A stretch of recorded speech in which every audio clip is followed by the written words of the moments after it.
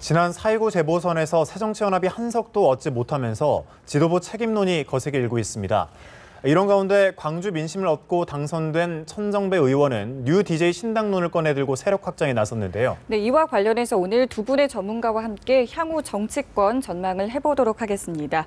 네, 오늘 고영신 한양대 특임교수, 소종섭 전 시사저널 편집국장 나오셨습니다. 어서 오세요. 네, 안녕하세요. 네, 새정치연합이 이번 재보선에서 참패했습니다. 네. 사실 분위기가 좋지 않을 것 같은데 그 비주류계 의원들은 지도부 사퇴 카드까지 꺼내들었어요. 어쨌든 예. 새정치민주연합의 입장에서는 당이 뿌리채 흔들리는 그런 위기 국면을 맞은 것은 틀림없는데 그 대응은 안이하기 짝이 없는 거 아닌가. 그러니까 옛날 방식대로 네. 뭐 이렇게 대응함으로 인해서 과연 새정치민주연합이 환골탈태된 모습을 정말 보일 수 있을까 그런 생각이 드는데 우선 문재인 대표부터 정말 이 재보선 참패에 대한 통렬한 반성이 있어야 하는데 지난번 그 재보선 끝나고 그 기자회견 비슷한 걸 했어요. 기자회견도 아니지만 거기 보면은 책임 회피 그런 걸로 일관되어 있단 말이에요. 책임 회피. 네. 네. 어쨌든 이번에 서울 관악을이라든가 광주 서울 예. 여기는 말하자면 현 새정치민주연합 야당의 텃밭이란 말이에요. 그리고 뿌리거든요. 여기서 졌다는 것은 무슨 발등 찍힌 정도가 아니라 심장이 완전히 찔린 겁니다. 예. 네? 그러면 거기에 걸맞는 어떤 반성과 대책이 나와야 하는데 현재로서 지금 내놓은 것은 광주 가서 호남 민심 달래기 이렇게 하겠다는 거거든요. 거기 광주 사람들은 무슨 앙심 투표를 한 게 아닙니다.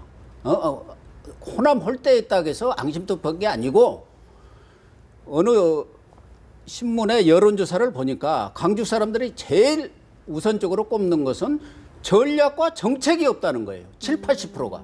그것은 뭐냐? 현재 문재인 대표 체제로서는 예.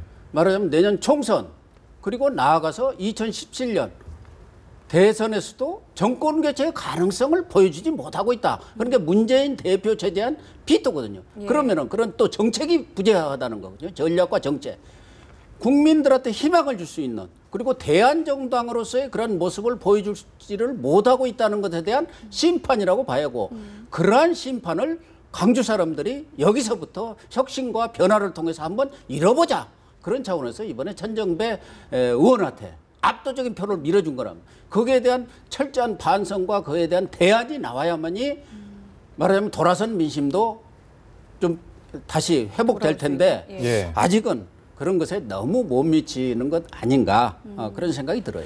반성과 대안이 필요하다라고 지금 말씀을 해주셨는데 당이 이대로 가다가는 수십 명의 의원이 탈당할 수도 있다라는 주장이 나오고 있어요.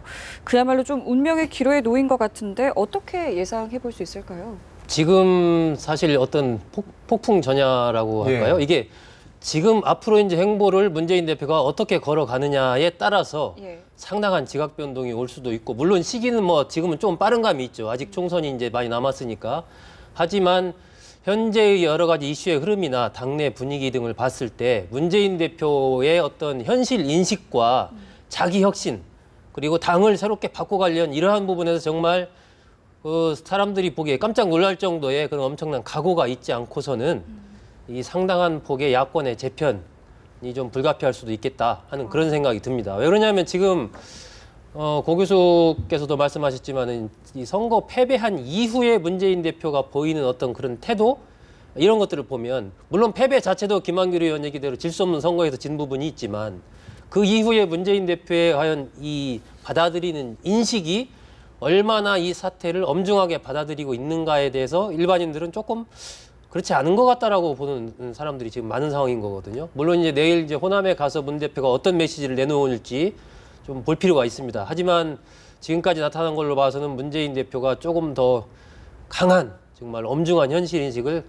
가져야 되고 그렇지 않는다면은 새정치민주연합의 일정한 이탈은 향후에 불가피하지 않나 뭐 그런 생각이 듭니다. 네, 이번 선거에선 졌지만 문재인 대표가 또 그 유력한 대권 후보로 또 거론되는 인물이고 또 당내에서는 문 대표를 대신한 인물도 없다. 사실 무슨 대안책이 있을까요? 그게 말이 안 되는 소리입니다.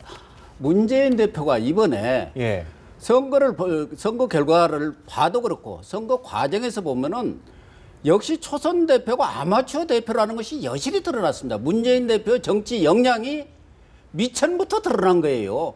김무성 대표와 문재인 대표 간의 이 선거에 대하는 태도라든가 전략이라든가 이런 것에 있어서 모든 국민들이 너무 차이가 나는구나. 역시 초선은 초선이구나. 왜 대안이 없습니까? 거기에도 뭐 어떤 지난번에 거의 박빙으로 사실은 룰 아니면 지수서 있는 그 박지원 의원도 있는 것이고 그 양반이 그때 뭐라 했습니까? 당권 대권 분리해서 호남이 당권을 갖고 인물이 있는 새로운 인물이 있는 영남이 대권을 가짐으로 해서 서로 협력을 해서 상하 이렇게 협력을 하면은 어떤 시너지를 낼 수 있다고 그렇게 했지 않습니까? 예. 그런 분들도 있고 지금 뭐 3, 4선 의원들도 많습니다. 외국의 경우 영국이라든가 이런 유럽의 경우에도 보면 이렇게 참패를 할 경우는 3, 40대 아주 젊은 당수를 선출해 가지고 새로운 바람을 일으켜서 얼마든지 정권 교체 현절이 많아요. 이런 대안 부재론 이게 바로 기득권을 지키겠다는 그 당내 친문 세력들 소위 말해서 친노 세력들의 마타도에 불과한 것이에요.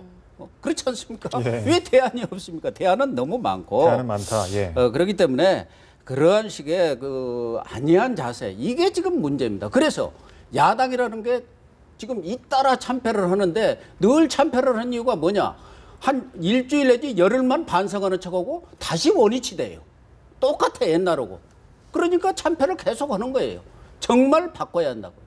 이번에도 개파 없애겠다 하지만 관악을에 바로 개파 공천입니다. 그게. 그래서 김희철 그 경쟁을 했던 김희철 전 의원이 뭐 권리당원 1000명을 완전히 없애버린 거예요. 여론조사에서 권리당원. 그러니까 질 수밖에 없는 거예요. 6표 차로 진 거예요. 0.06%. 그게 바로 거기서 개파 공천을 해서 무리하게 공천을 친노 핵심 세력을 무리하게 공천을 하다 보니까 다른 지역도 다른 개파들한테 다 그냥 말은 경선이지만 실질적으로는 다른 개파들한테 나눠준 거예요. 그러니까 인물 면에서 공천에서 실패를 완전히 한 겁니다. 그러니까 진선거를 처음부터 시작을 한 거예요. 자, 이런 가운데 이제 광주 서을에 당선된 천정배 의원의 자신감은 뭐 갈수록 커지고 있는데요. 이번에 나온 얘기를 보니까 뉴 DJ를 만들어서 호남 세력을 규합하겠다라고 얘기를 했습니다. 이 영향력은 어디까지 미칠 수 있다고 보세요? 그 관건이 이제 문재인 대표에게 달렸죠. 사실 이 신당이 이른바 호남 신당이 출연하느냐 여부는 천정배 의원에게 달린 게 아니고 문재인 대표에게 달렸습니다. 문재인 대표가 앞으로 그야말로 호남을 제대로 끌어안을 수 있느냐 아니면 이른바 동교동계를 포함한 여러 가지 비노계를 얼마나 잘 흡수해가지고 원만하게 끌고 갈 수 있느냐 거기에 달린 것입니다. 그 부분이 실패하게 된다면 당연히 천정배 의원 쪽에 힘이 실리게 될 것이고 하지만 저는 이제 천정배 의원을 중심으로 지금 얘기되고 있는 이른바 그 호남 신당 이런 흐름은 정당으로 가기는 쉽지 않은 요소들이 많다. 오히려 과거에 뭐 친박연대 생겼던 것처럼 이른바 뭐 천정배 연대라든지 이런 식으로 이제 그런 느슨한 연대 형식으로는 내년 총선에 갈 수 있을지 모르겠지만 당을 별도로 만들어서 간판을 걸고 간다라는 부분은 굉장히 어려움이 많다.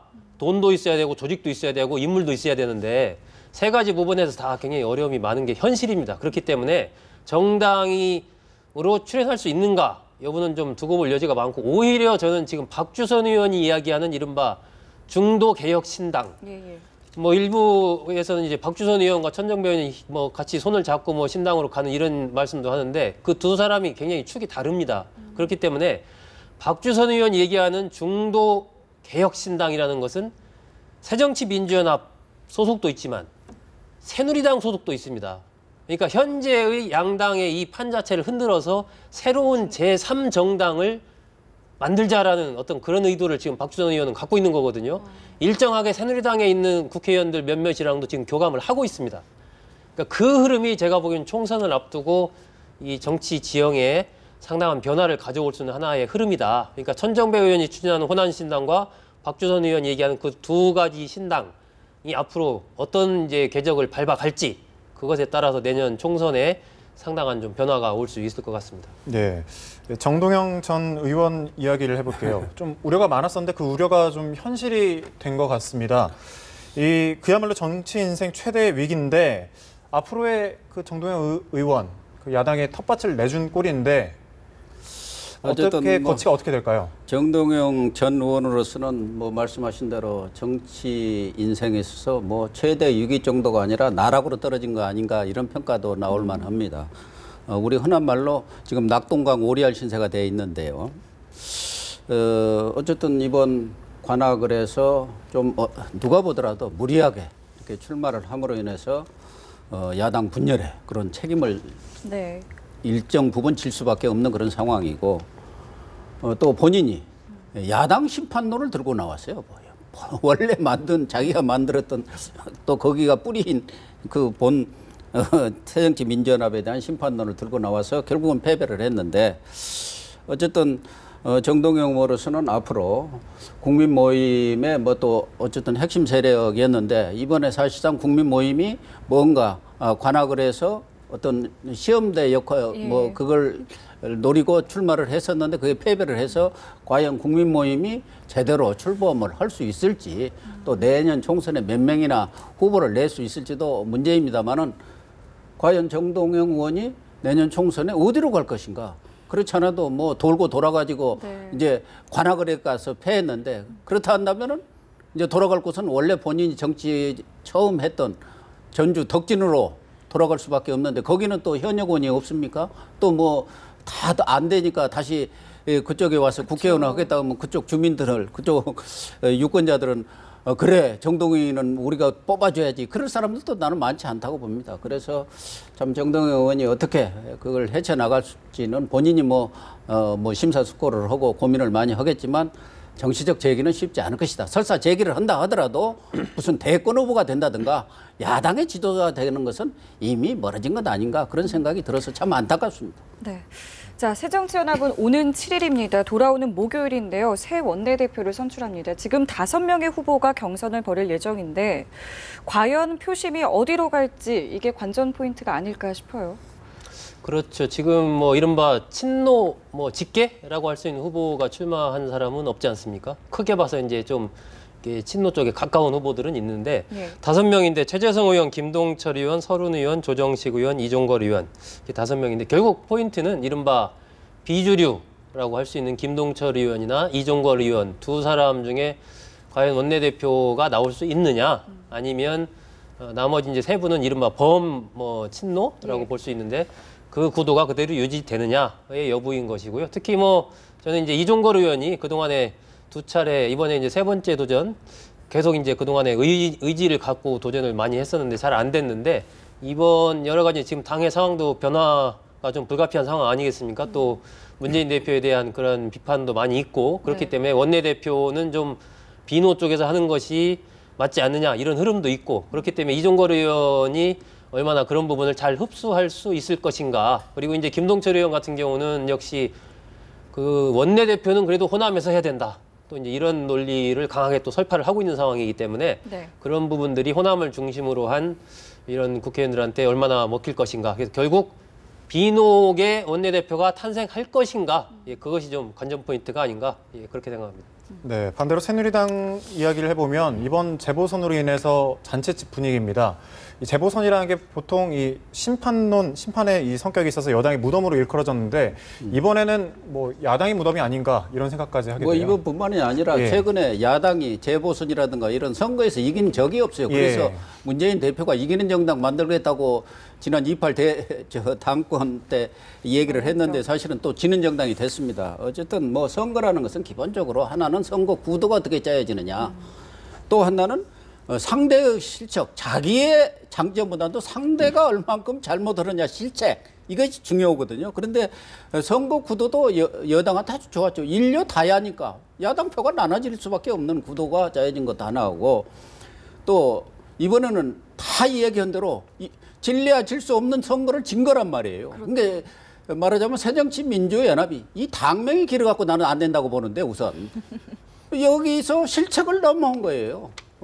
리더십 부족, 전략 부재, 거기다가 공천 실패 이런 것들이 겹쳐가지고 결국은 여당이 대승을 거뒀습니다만 사실은 여당이 이슈를 선점해 가는 이런 면이라든가 네. 그러니까 선제적 대응을 너무 잘한 거예요.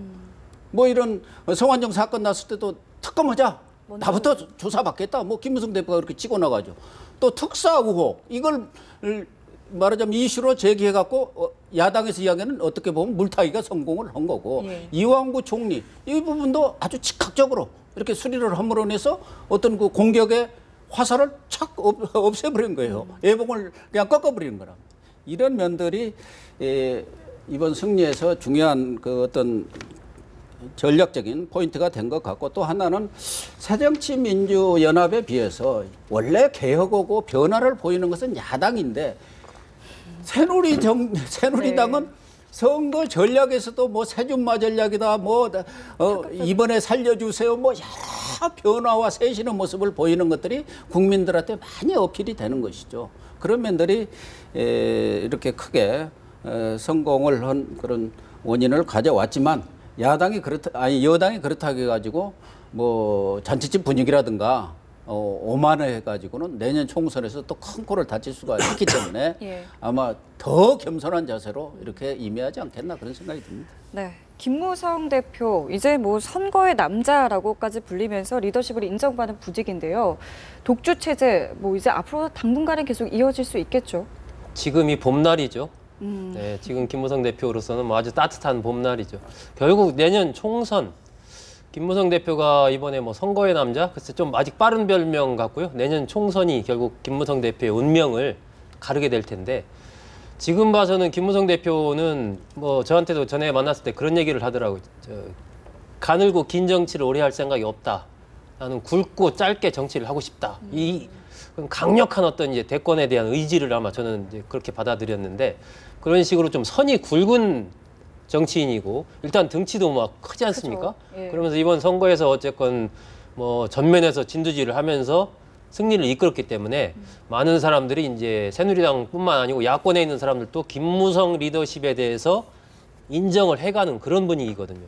그리고 이제 어제 그 공무원 연금 개혁 같은 경우도 청와대에서 여러 가지 이의 제기를 했지만 그걸 역으로 이렇게 본다면 당이 주도해서 이제 앞으로 정책이든 많은 것들을 끌고 가겠다라는 그런 이제 강력한 의지를 보인 건데 이런 식으로 앞으로 당분간 김무성 대표가 중심이 돼서 또 당이 중심이 돼서 전국을 끌고 가려고 하는 이런 부분들. 물론 이제 박근혜 대통령을 잘 모시려고 계속 노력을 할 겁니다. 하지만 실질적인 측면에서는 굉장히 당 주도의 흐름을 계속 갖고 갈 것으로 보이고 그러나 관건이 결국 내년 총선 돌아보면 지난해 지방선거나 그 전 총선 때 보면 영남권은 이미 이번에 호남에서 지금 새정치민주연합이 이렇게 뭐 배척됐다 많은 비판을 받지만 영남권은 이미 새누리당 빨간불이 켜졌습니다. 지난번 총선과 지방선거에서 이미 절반 정도의 득표율을 야권이 지금 하고 있습니다. 그렇기 때문에 내년 총선에서 새정치민주연합이 정말 철저히 준비를 해서 좋은 후보들을 영남에 내서 영남의 다수의 만약에 새정치연합 후보들이 당선이 되는 이런 상황이 온다면 김무성 대표로서는 굉장히 본인이 어려운 상황에 처할 수도 있다. 그렇기 때문에 문재인 대표는 어떻게 보면 이미 위기를 맞은 상황이고 김무성 대표는 이제 봄날이 가고 있는 겁니다. 새로운 도전에 직면해가고 있는 그런 상황이기 때문에 지금부터가 본격적인 리더십이 시험대에 올랐다. 뭐 그렇게 봐야 될 것 같습니다. 네, 또 김무성 대표가 폭풍혁신으로 우리가 전국을 주도해야 한다 이런 발언까지 했어요. 어떻게 이 발언이 당청 관계 재정립을 뜻한다. 일각에서는 이런 말도 나오고 있거든요. 김무성 대표가 덩치가 무지하게 큰데요. 예. 속에는 꽤가 많은 여우가 많이 들어있는 아주 노련한 정치인입니다. 그래서 본인이 지난해 이 당 대표 경선 때는 수평적 이런 그 당청 관계를 유지하겠다, 또 제 목소리를 내겠다 했지만 늘 속도 조절을 잘 하시는 분입니다. 어차피 재보선 이런 여러 가지 결과로 볼 때 무게추가 당으로 올 수밖에 없어요. 그렇다고 해서 김무성 대표가 이 부분에 대해서 좀 오바를 하게 될 경우는 여러 가지 문제가 생깁니다. 그렇기 때문에 속도 조절을 잘 해나가실 걸로 저는 보고 있고 그래서 적어도 당과 청와대가 삐걱거려 가지고는 내년 총선은 물론이고 내후년 이 대선까지도 지장이 있고 큰 어떤 차질을 빚는다는 것을 잘 아시기 때문에 적어도 내년 총선까지는 당청 관계를 잘 원만하게 이끌 것이고 박근혜 대통령이 만약 이 경제 문제라든가 이런 데서 성과를 내면은 계속 손잡고 가는 것이고 내년 총선 이후에 성과가 없다 그러면 차별하러 갈 겁니다. 그렇기 때문에 아주 5선 의원의 아주 노련한 정치인이기 때문에 당청 관계에서도 가급적 삐끄덕거리는 것보다도 무게추는 가만히 있어도 오게 되어 있으니까 다 정부를 배려하고 협조하는 그런 모습을 보이지 않겠어요? 재보선 끝나서도 뭐라 하겠습니까? 국민 여러분이 박근혜 정부를 지지해 줘서 고맙습니다. 예. 또 두 번째, 가장 박 대통령이 그 역점을 두고 있는 공무원 연금 개혁 이거 꼭 합시다. 또 경제 활성화법도 국회에서 통과시킵시다 하면서 역시 대통령을 이렇게 밀어주는 또 대통령과 같이 손잡고 가는 모습을 보이는 것이 국민들한테 안정감을 주고 아, 그 사람 됐네, 괜찮네, 뭐 맡겨도 되겠구만 이런 인식들을 이미지를 심어주고 있거든요. 그렇게 노련한 사람입니다. 알겠습니다. 저희 오늘 두 분 말씀은 여기까지 듣겠습니다. 고맙습니다.